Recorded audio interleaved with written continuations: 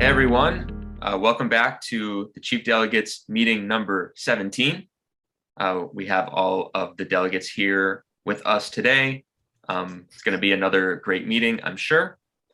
And so let's kick it off as we usually do with individual updates. Randall, how you doing? Pretty good, thank you. Thank you, Jesse, for the work you've been doing. Really appreciate that. So for your support, we are doing a lot. One of the things that we are doing now is we are helping with the Mandel launch. Our goal is to bring awareness to it and to try to reach out to the businesses as much as we can. So that's something that we are working with Eos Nation to see how we can make our presence felt in the community, right? So that's one. Number two is we started an initiative called the Eos Support Squad. There were members that they wanted to be part of Eos support, but they were not very technical and they didn't have a customer service experience and they didn't know too much about Eos to begin with. So what we did was we created Eos Support Squad. So those members can just join and pretty much come to meetings every 2 weeks, come to meetings, learn EOS, help with translation if they want to translate one of their how-tos, and just try to help us along the way. So we created something of that sort. So that's what we've done. We've created like bylaws as well for the organization so that every individual knows, they know their role, what they're supposed to do. So that's something that we've also done. And pretty much we are continuing to build.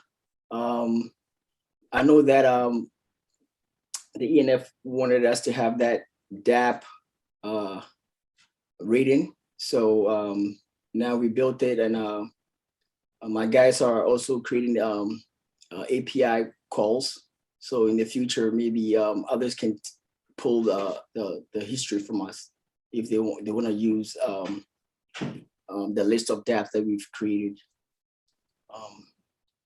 So that too, and we are just continuing to build. So far, that's what we are doing. All right, thanks, Randall. Thank you. Chris, why don't you let us know what you've been up to? Can someone else go next? Because I'm just waiting for one thing that I can speak to, but I can't quite yet. John. Thank you. How you doing?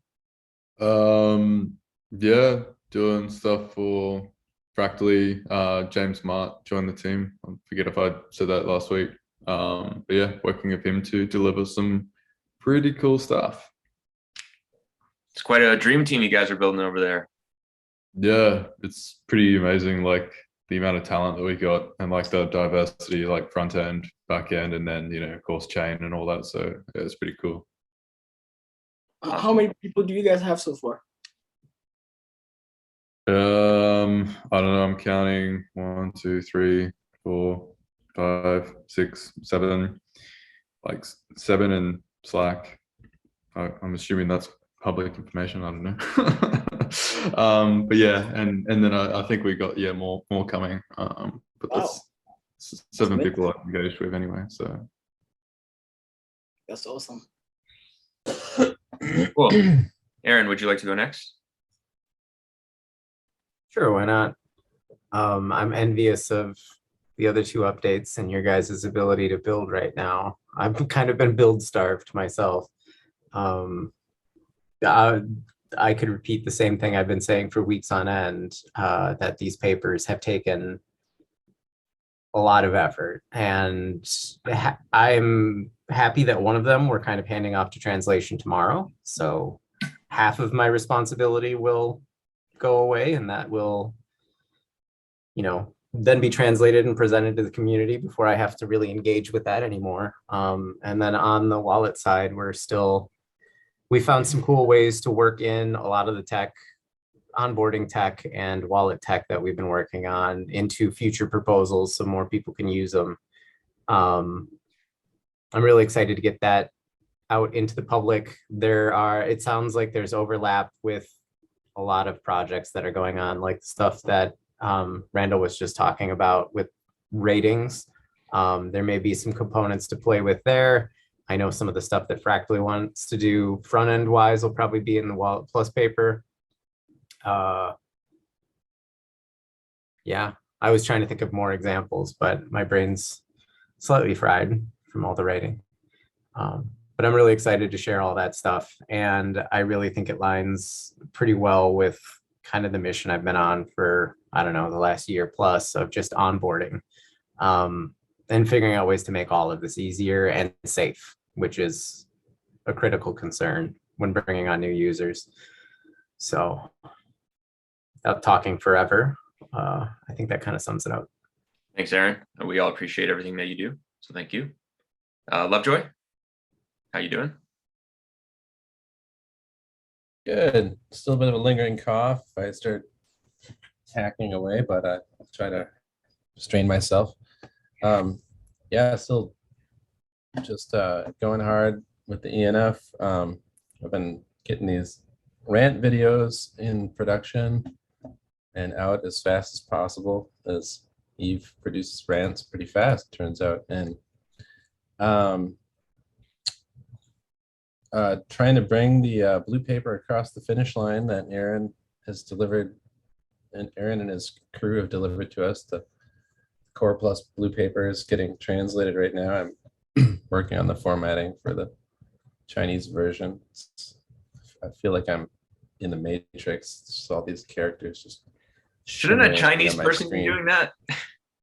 Well, they did the translation, and now it's just kind of copy paste and format on InDesign. So yeah. Nice. I have Google Translate in case anything funny comes along, which it does from time to time. Other than that, just pretty much, yeah, just trying to keep my ear to the ground. There's so much happening in so many different groups, and just tracking all the conversations is a bit dizzying. Getting my office set up a little bit more and trying to, yeah, I feel, look, we all need that Minority Report sort of environment with all the screens and like 5, 6, 8 screens around us, like holograms. But I got one 27-inch monitor now, so I'm on 2 monitors, which is like mind-blowing. Yeah, as far as Eden stuff specifically, not a whole lot to report this week. Just, I mean, you all know we're trying to work out the kinks on getting the videos published on time, the clips. Not Chuck's fault. We just have been negotiating access to the account, and it seems like Jesse made some headway today. So that's really good news. So we should be able to get not only the Chief Delegate videos, but also the clips and other stuff that Chuck is working on out in a reasonable time frame. So yeah. Thank you, Lovejoy. I'll go next. So yeah, the content coming out from us Chief Delegates should be posted quicker now, since we have some more help publishing. So that's good. On the EOSB side, we came out with our January report this week. There's quite a lot of stuff in there. There's a link to the raw data, which I don't think I really named. It's not the best name because maybe it's a little intimidating. We did format the data. We made it easy to look at. So like it should be interesting, maybe interesting to go through and see how we've documented every single EOS that was spent, exactly what it was spent on, and the type of work that it was spent on. And so we've been putting a lot of effort into just being very detailed and tracking everything. The kind of main highlight for me is that January was the first month of our new model. You may have heard of, we moved to 2.0, and the feedback from the princesses at the end of that was very positive. It kind of validated that that was the right move to make. So thank you, Reiki from Haifa, who gave me that idea. It's definitely been a lot better. The EOS that we distribute is going to better things in the new model. And I feel like I'm very comfortable with the balance between accountability and continuity that we have.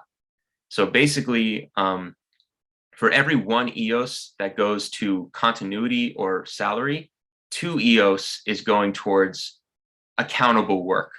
So we have like 2/3 accountability, 1/3 continuity.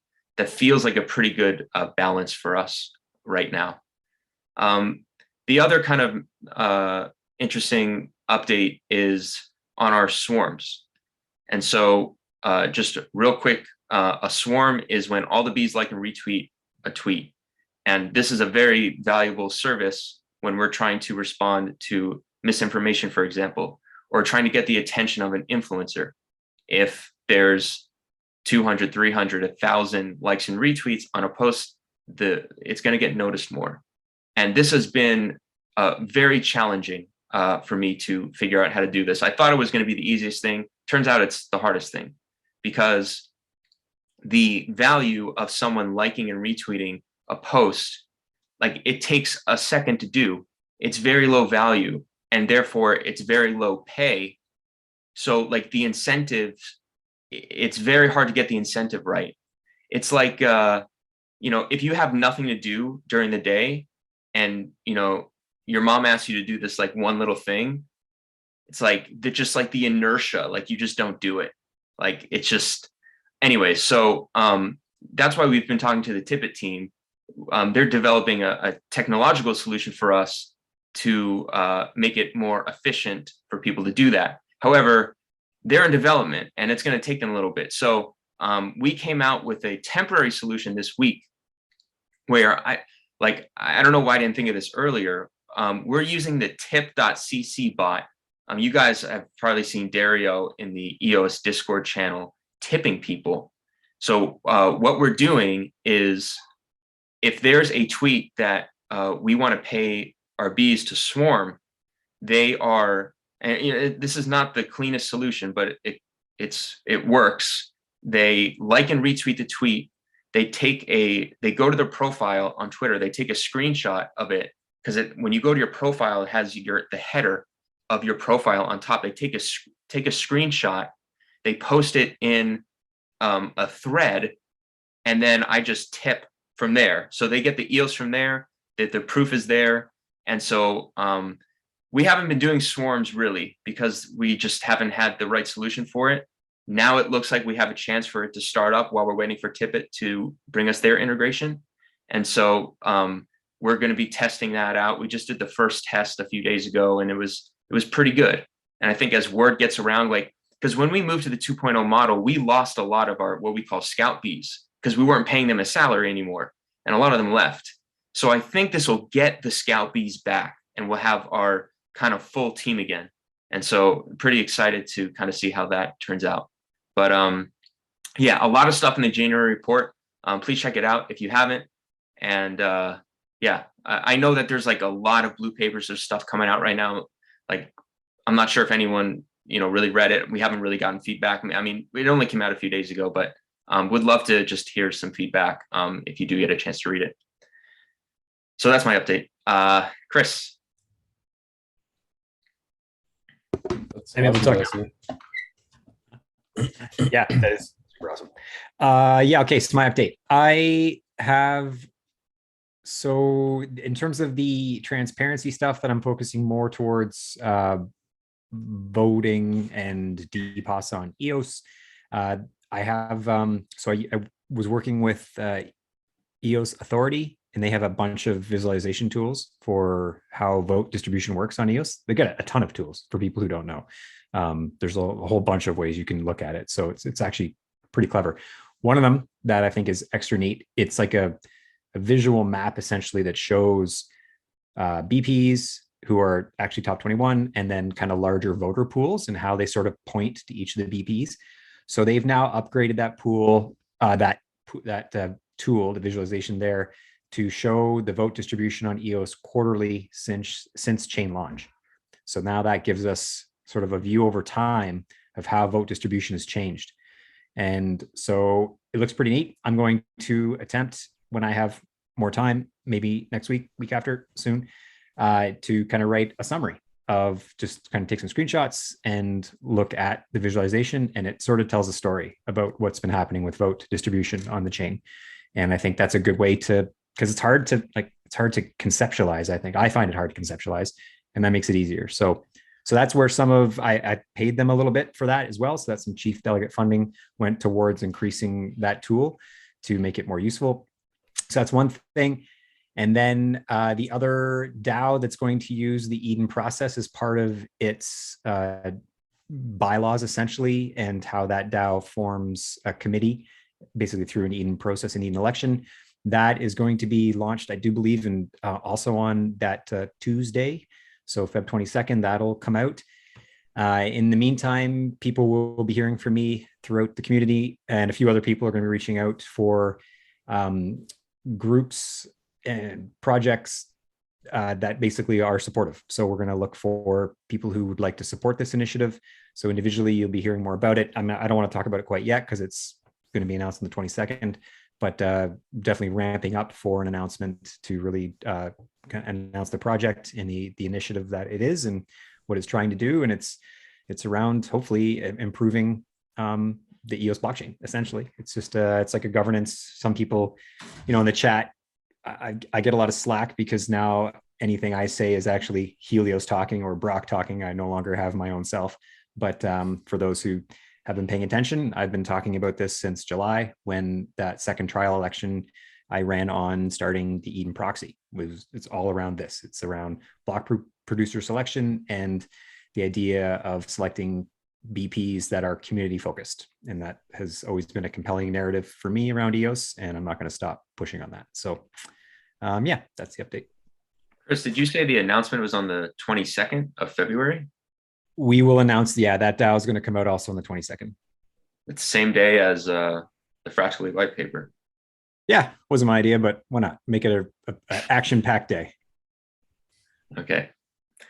I did forget to say one thing in my update that I'm very excited about, and those are influencers. We have, so dropping a little bit of alpha here, that we have agreed on terms with 3 influencers for interviews. So our influencer strategy is we want to humanize EOS. In my view, a lot of people outside of EOS, they think of EOS as these corporate overlord, block one type people. And they don't really see us as like a community, as humans. And so we want to get interviewed by these influencers. They'll ask us questions about EOS. And so I had a meeting with an influencer today in Uganda, 130,000 followers on Twitter. We're talking to an influencer in the Spanish Hive, 75,000 subs on YouTube. And the Turkish Hive is going to be the first one to actually record. They're recording in 2 days from the shooting of this. We're shooting on a Thursday, they're on Saturday. This influencer has 11,000 followers on Twitter. They found us through the translation of the EOS DApp ecosystem that Bishop from the French Hive made. They retweeted that, and there was like a couple comments on his retweet that, like, I like EOS, I love EOS. And so that's how we connected with him. And so we can afford it, which is great. So thank you, Pomelo. Because of Pomelo, we can afford to pay these influencers to interview us. And so super excited about that. We're going to get everything subtitled. It's not going to be in English, but we're going to get it subtitled into English. And so hopefully that will humanize EOS a little bit more and get us some good promotion out there. All right. So we're ready to move on to our first topic, which is so we're trying to make a very topical show for you guys, and came out today that the ENF had an article, and they used their PR machine to suggests that they're looking into some litigation strategies against Block One. And I personally was very shocked to see this article. And so let's go around the room and give our opinion on what we think about this. Whoever wants to start, go ahead.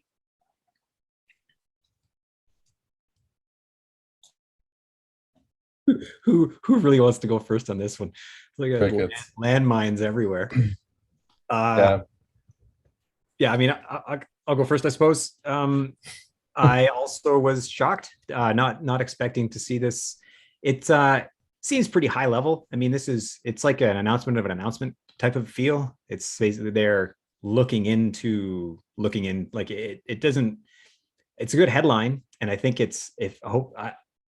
yeah, I don't know. It seems like a good headline. Obviously, there's no teeth there. I don't know why you'd warn someone you're about to litigate against that you're going to litigate against them. That doesn't seem like a traditional strategy. You'd kind of usually not want to give them a chance to, like, so I don't know if it's That's just a good point.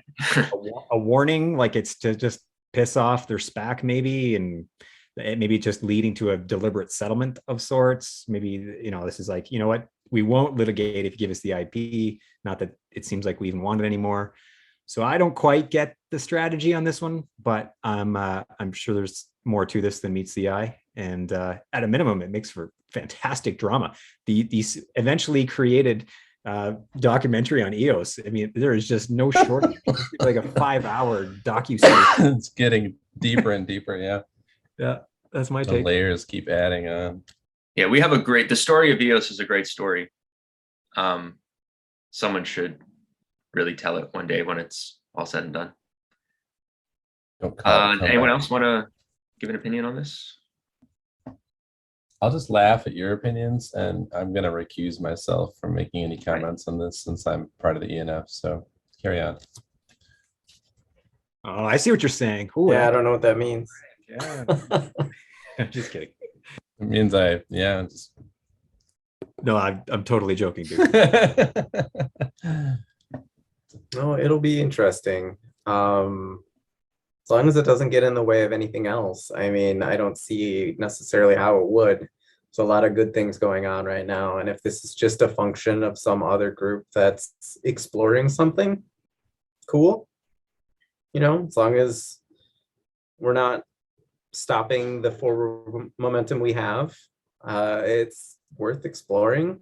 It's not like they're pulling developers and, well, I guess I don't know. I don't know a whole lot about this. I'm learning as we go along, just like everyone else.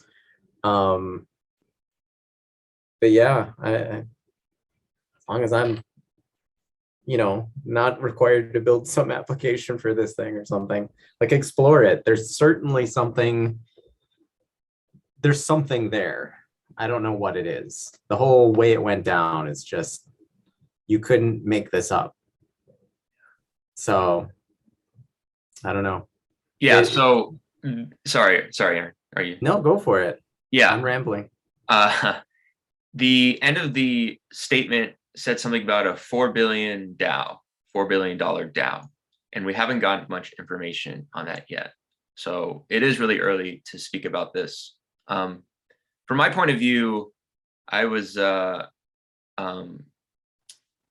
recognize that Block One has put a lot of resources into lawyers at Block One.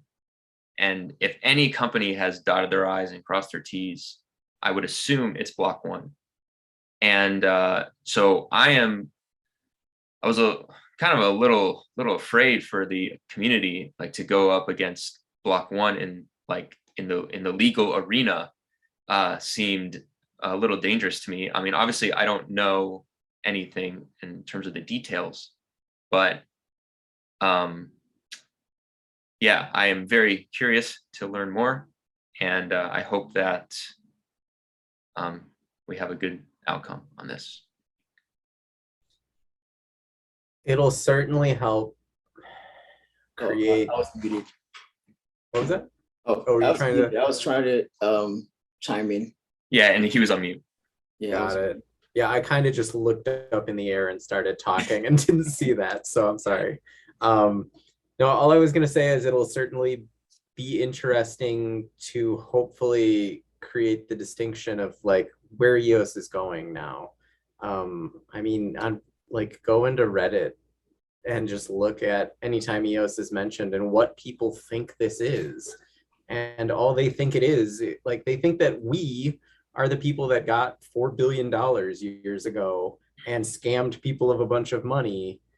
And like, there's this huge narrative out there that's just wrong about what EOS actually is and what's happened. And if anything comes of this, maybe it at least turns some heads and people are like, oh, that whole situation is different than I thought it was. Like, I don't know.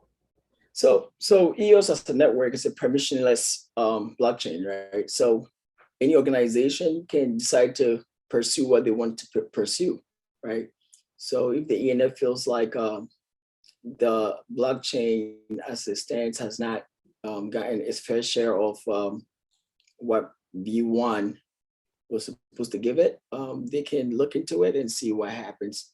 Also, another thing is it brings a new dimension to what we are doing here, in that there is some accountability that is taking place. So if people reach a business agreement or a contract with the ENF, which is supposed to be the legal guardian of the blockchain, they should follow through on it, pretty much. You can't just come on the chain and do whatever you like and have no accountability.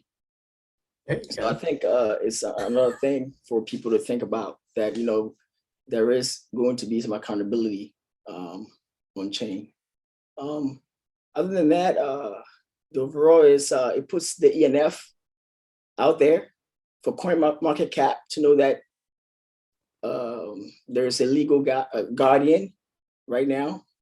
It allows for Coinbase and all these great entities and institutions to know that if the ENF is reaching out to them to give them updates or information about the chain, they are the rightful organization to give that information to. So regardless of the fact, it's an interesting story, and we have to see how it plays out. I don't think those CoinDesk articles are free, though, just to be clear. Like, I'm pretty sure that's paid for, right? Yes. Yeah. I mean, I mean, there's a downside to this that it's worth talking about in one respect. So ENF is going to pay lawyers. That's going to cost money. They're not going to hold EOS. They're going to convert that to USD. So that's downward pressure.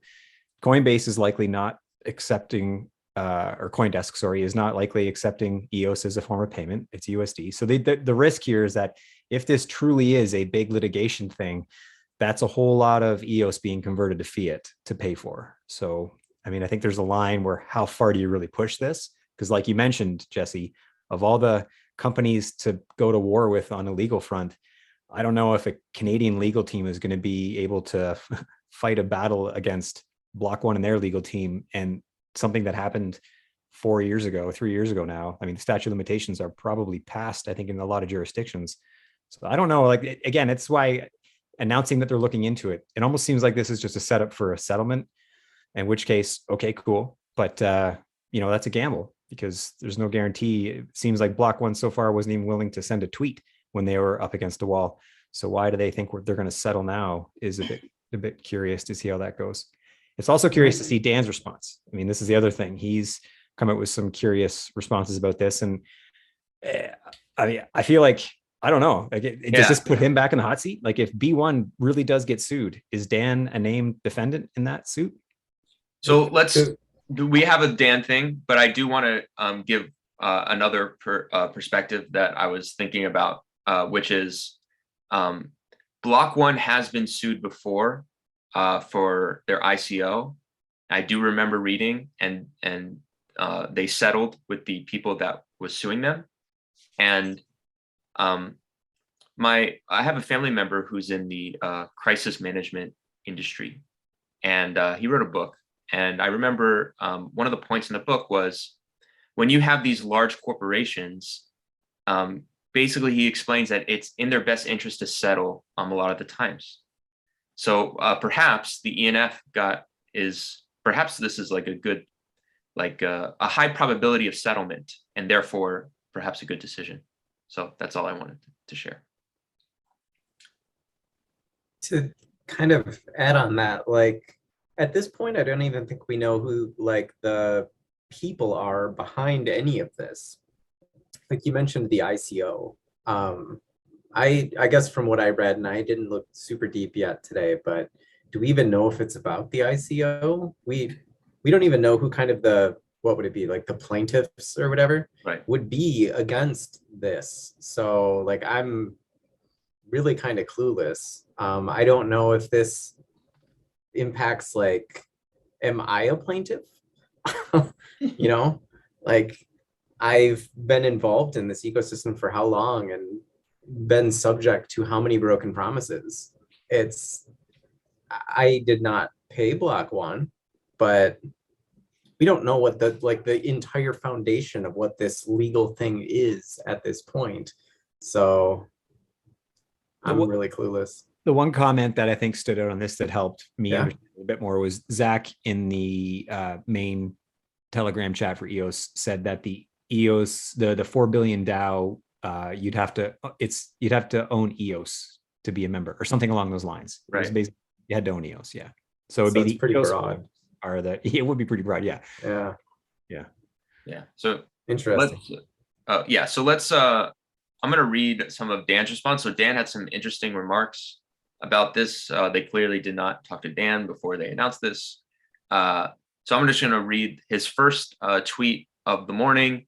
It is, real DAOs don't/can't file lawsuits. Real DAOs focus on what they are sovereign over, their own blockchain state. Real DAOs don't have treasury of other tokens, money controlled by other governance systems. And then he goes on to hashtag 4 billion DAO. Do we have any opinion on that? Well, I think what he says makes, sense. So yeah, I guess that does suggest that the ENF went ahead and made that statement without Dan's idea that it was going to happen, or I don't know.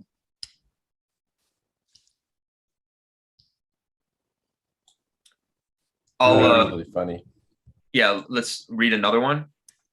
So he says, in order to sue an entity requires standing and must be subject to the court itself. Being subjected to a court is not autonomous. So Sounds like he's talking about a blockchain suing somebody, which is, or getting involved in the legal space, and that's not at all what this is. no, he's talking about a DAO suing someone. Yeah. Yeah. Who said a DAO is suing anybody right now? Yeah. Well, because they say $4 billion DAO. Oh, yeah. Maybe that's the Sure. preface of what that was supposed to be originally. I guess I don't know. Is there any origin story with the hashtag? It We need seems, an origin story. yeah. That's So the it seems hashtag that, that went out with sorry, original tweet. Yeah, go for it, Jesse. that Dan has a very specific definition in his mind of what a DAO is. And he created the DAO. So he's kind of like the follower of DAOs. And he seems to be taking like a very literal definition of what the limitations around being a DAO is. And yeah, it's just kind of interesting to observe. I don't have no idea what kind of the ins and outs of DAOs are. I'm still kind of learning about it, but yeah, very interesting to hear Dan's thoughts. I mean, we are a DAO here in Eden, essentially, and we have been exploring establishing a legal entity to interface with the traditional legal world. So, I mean, in a sense, that's the same thing that appears to be happening right now with all the stuff going on today. It's, I don't know. Yep. There's some analogies to be drawn between kind of what we're doing in Eden right now and what EOS and the ENF are doing. If we created a not-for-profit for us, it would be our version of the ENF. And if we ever had legal stuff going on, whether it's something like a lawsuit like this, or something like more mundane legal things, like we would use that tool to interface with the legal systems. And I mean, that's what we're seeing play out right now. Right. I don't know, Dan does not want to interface with the legal systems, the traditional. Yeah. Yeah. So ideally, if we have dispute resolution and we have governance and we have a way to address disputes, then you can say that, okay, if we have a dispute, we will go to this system and we'll use that system to settle, right? But the blockchain and Eden, as it stands today, does not have that. So what we have is the legal system, or the traditional system, which is the court system. So the ENF is a legal entity, and if it wants to use its legal rights to try to settle a dispute, that's what they would do, right? So I think we have to look at things from that standpoint, that DAOs are still growing and they are still maturing. We are not there yet. So until then, we have to have a way to have accountability chain, pretty much. And to add to that, like, yeah, if we have those systems, those will be able to settle disputes within the system. But when you have an actor that's not part of the system, you need to go into the system where you both coincide, which at this point is courts. Yeah. So, I mean, someday I think we all dream of the day where the world is run by better systems. But I mean, are we going to see that in our lifetimes? We don't know. Maybe not. Yeah. It's All a right, weird so- collision between the pragmatic and the idealistic, I think, in terms of, Yeah. you know, and some may argue that in the face of, you know, like some unjust system, you should take the high road and not do whatever, you know, like take a Gandhi approach or something. But, and others may argue that that would be foolish. It's kind of a decision that everyone has to make in that moment, I think. I'm curious why it's for.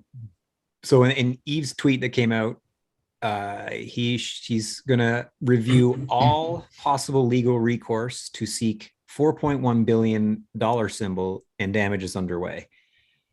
Why is that? I'm curious why dollars. It should be the Bitcoin, shouldn't it? It's actually, Well, actually no. So Zach in Discord said, technically speaking, it's 17,000 Ethereum, because remember they accepted Ethereum for the ICO. Okay, so that is 17,000 Ethereum worth more than 4 billion, or vice versa? Well, now Worth way less. It's way more. 17,000? Or did you mean 17 million? I don't know what the number is, but 17,000 is only worth like $50 million today. It was 17 million then. 17 million Ethereum. Okay. Yeah. Technically, it's Ether, not Ethereum. But yeah. Right. I don't know if that'd be worth $51 billion today, essentially. Sorry, let me try to find it. I say we set our sights I get what you, yeah. Why lowball? If we're going to come in and ask for settlement, fuck. Okay, so here it is. It's 7.14 million Ether. Okay. Times 2,600 or so dollars in Ether or something. Someone wrote, Rec Kid wrote, isn't that 21 billion? Worth 21 billion. Anyways. So we're cutting a deal. Come on, B1. Look, quarter way. Shake hands and call it a day. Of course, Block One sold the Ethereum and exchanged it to Bitcoin and some other government bonds, I believe.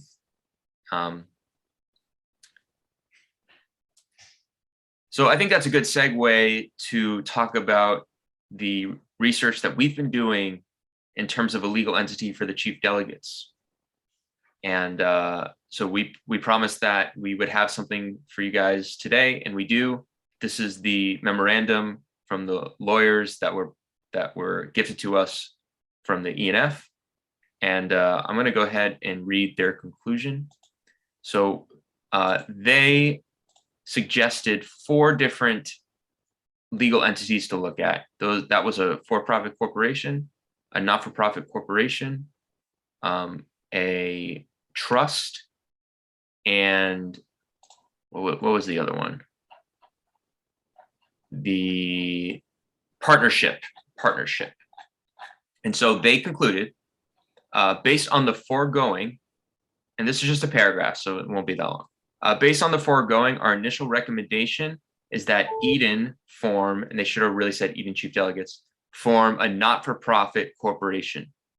Unlike trusts and partnerships, not-for-profit corporations are legal persons, so they can hold assets and enter into contracts to suit Eden Chief Delegates' needs.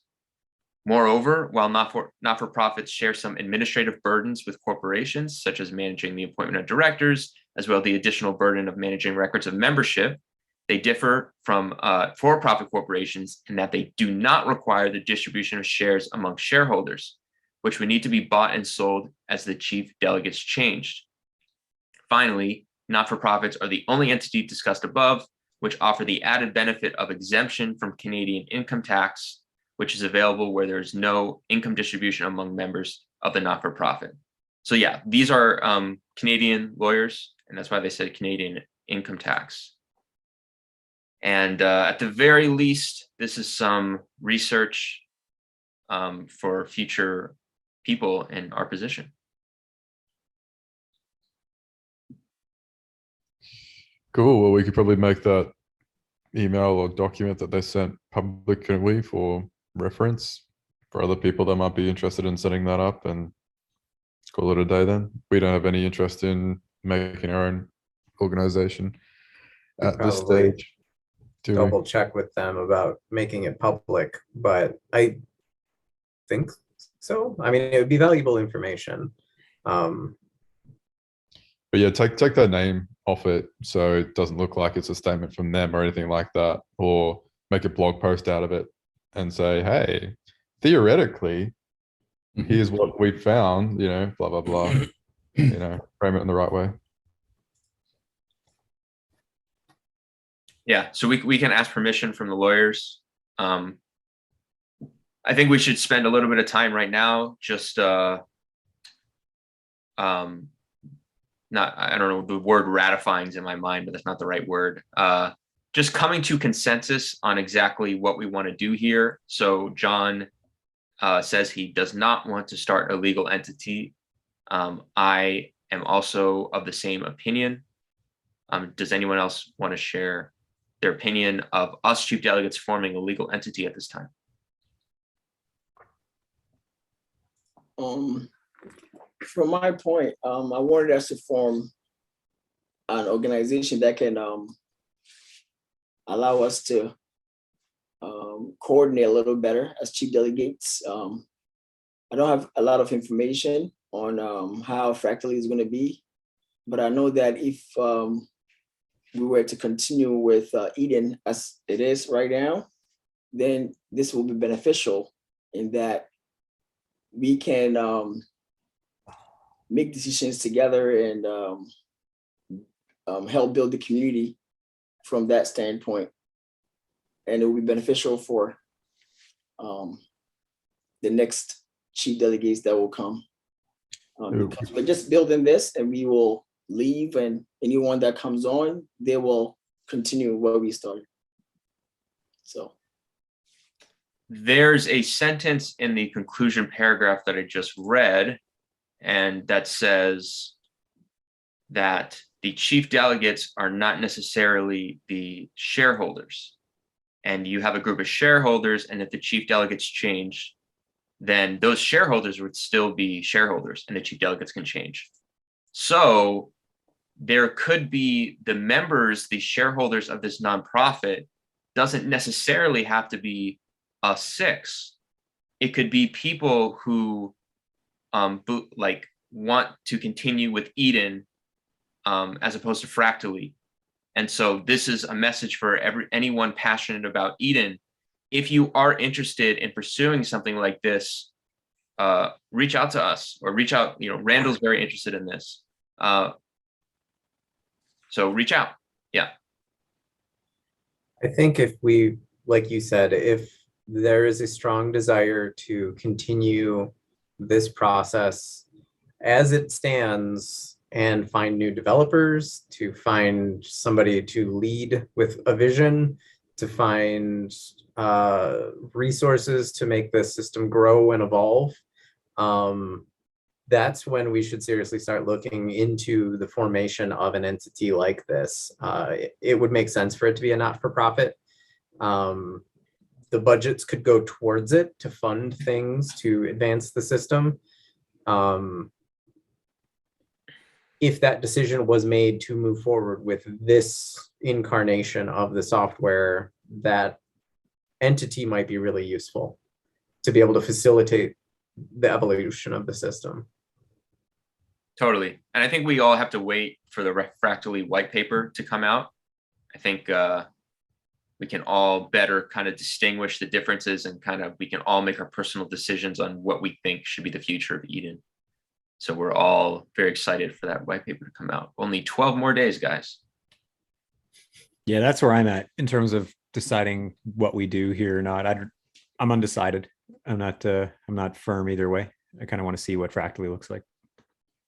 Yeah, same.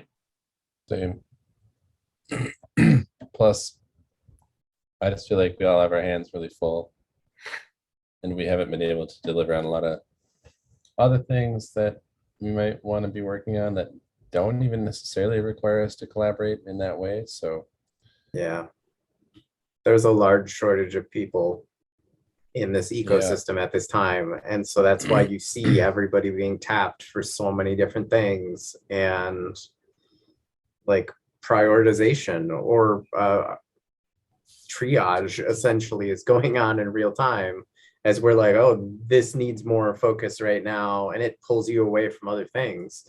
I mean, we see that everywhere across the ecosystem right now. So totally.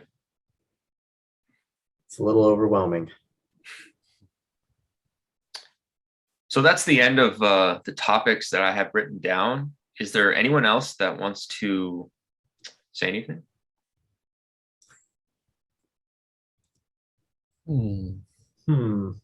Indeed. I mean, there's probably a dozen things we could talk about for the next hour each. I don't know that any of them specifically need to come up right now. I'll shut up in case somebody else wants to bring something up. I know Lovejoy is hoping that no one has any more topics, because I know he's very busy. He's working on the Core Plus Blue paper, like he mentioned. So I'm okay with stopping it now, personally. I'm always open for profound thoughts, but yeah. Yeah, we haven't had, maybe we need a profound thought to conclude this video. Deep thoughts of Jack Handy? Yeah, I think it needs to What'd you involve say? pragmatism, because that's come up 2 or 3 times in this call and a couple times in the past week. I don't know what the profound quote is, just that could be what Does it's Lovejoy about. have a Buddhist story about pragmatism that you can share? Oh, I didn't prepare. What was the one about I the probably- horse and the man and the sun and the horse? The man and the sun and the horse. Remember Oh, the Tao, yeah, the yeah, yeah, Taoist? We already did that Taoist story. No, I'm not saying to do it again. I'm just we need something of that caliber is what I'm saying. I have a funny one. I don't know how this relates. I'll let people draw their own conclusions. Maybe I shouldn't. There's 2 of them. There's this Sufi trickster named Hoja, who appears in a lot of Sufi parables, and there's one about Hoja has a donkey, and he's poor. Hoja's always doesn't have a lot. And so when one day he decides to feed his donkey half as much oats, because it seemed like he can get by on half as much oats. So he does, and he keeps that up for a while. And then a week later, he cuts that in half, and donkey seems fine. And this goes on for a while, and eventually he cuts that in half also. And pretty soon, like, the donkey's eating almost nothing. And one day the donkey just falls over dead and dies. And Hoja exclaims, "Ah, just when he was getting used to not eating." And that's a kind of a horrible story, but it's interesting, like, commentary maybe on some level. I'll share a funnier one to lighten the mood after that horrible story of a dead donkey. Hoja's walking through the marketplace, and he sees a beggar, and this beggar he finds a scrap of bread on the ground, and the beggar's, it's just dry, sad piece of bread, and he smells this really wonderful soup, and so the beggar walks up to where the soup is coming from, and he sees the cauldron of soup, and he takes this crusty piece of bread and he waves it over the top of the soup to just get some of the aroma in his crusty piece of bread. And the shopkeeper comes out, and he's just irate and demands to be paid for the aroma, for the aroma of his soup. Yeah. And of course the beggar refuses, and he has no money to pay anyway. And this dispute, is just causing all sorts of ruckus in the marketplace. So Hoja is called in to settle the dispute, and he arrives, and he hears both sides of the story, and then he decides what the payment is, and he reaches into his pocket and he pulls out some coins, and he holds it in his hand, and he reaches over to the shopkeeper, and he goes, "There, now you've been paid."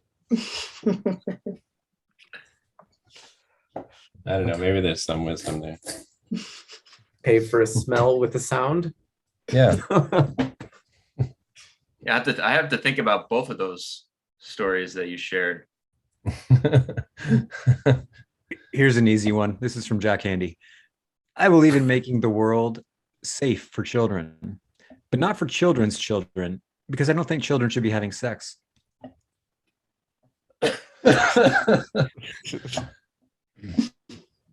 Wow. There we go. Dangerous for children of young parents, but safe for all the other children. Yeah. There's actually quite a few great. I was reading through Jack Handy ones, and there's fucking some pretty funny ones. There's no doubt. That was a good one. That whole Saturday Night Live thing. Oh, right. Yeah. I was trying to remember. It was Saturday Night Live. Yeah. Deep Thoughts with Jack Handy. Deep Thoughts by Jack Handy. Yep. Well, on that There you note, go. good we left you with a little humor, hopefully. Have a great night or day, wherever you are. Thank you for watching, and we'll see you on the next one. All right, guys. Bye, everyone. Sayonara. Go Eos. Go Eos. Real.